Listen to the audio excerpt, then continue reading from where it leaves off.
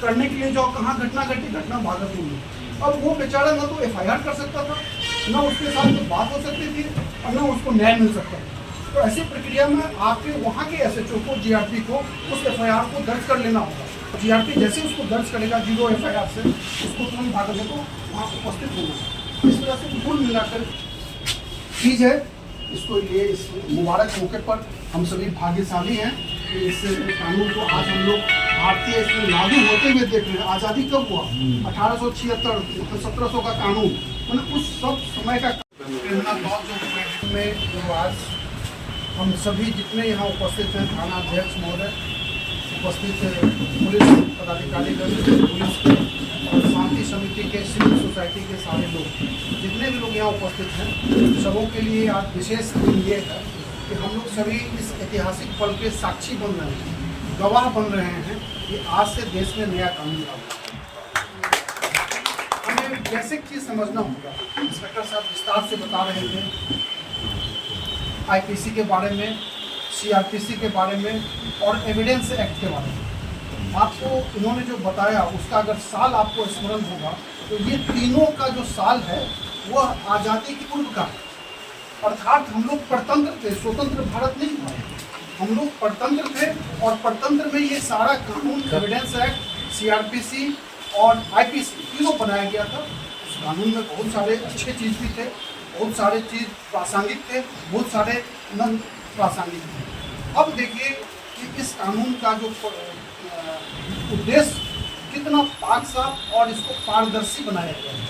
इस कानून का सबसे बड़ा भाग ये है कि इस पूरे कानून को, पूरे प्रक्रिया को, पूरे प्रोसीजर को बिल्कुल ट्रांसपेरेंट बनाया गया है कि आप जो कुछ भी करेंगे, क्योंकि ये आप हम सभी जान रहे हैं कि हम लोग डिजिटल क्रांति में जी रहे हैं, डिजिटल सिस्टम पे जी रहे हैं। हर चीज़ कोर्ट में पहले डिजिटल सिस्टम का या फोटोग्राफी का कोई वहाँ एविडेंस एक्ट में मान्यता नहीं था। वो सपोर्टिंग एविडेंस माना जाता था, लेकिन एविडेंस नहीं माना जाता। तो इस प्रक्रिया के तहत, इस कानून के तहत, इस व्यवस्था के तहत उसको प्रॉपरली एविडेंस का दर्जा दे दिया गया। ये बहुत ही ऐतिहासिक क्षण है, ऐतिहासिक पल है।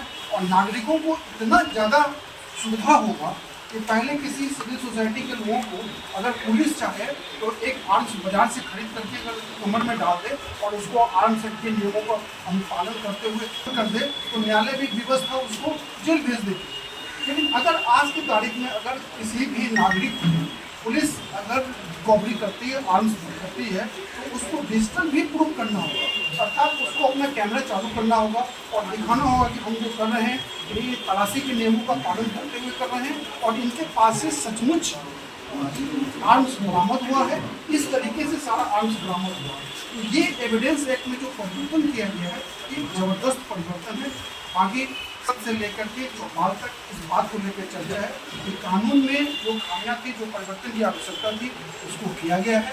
और जो विशेषता था उसको बहुत सारे कानून को आप देखेंगे सेक्शन जरूर बदलाया है, लेकिन उस सेक्शन के साथ साथ उस कानून को हूबहू रख दिया गया, उसकी परिभाषा को, उसकी व्याख्या को एज इट इज रख दिया गया।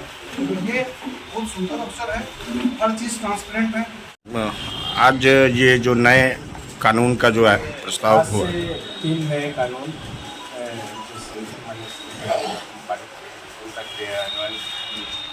उसी उपलक्ष्य में पूरे थाना क्षेत्र के गणमान्य व्यक्तियों की उपस्थिति में इस कानून के जो नए नए प्रावधान लागू हुए हैं उनके बारे में सभी लोगों को हम लोग जानकारी देने के लिए यहाँ पर बुलाए।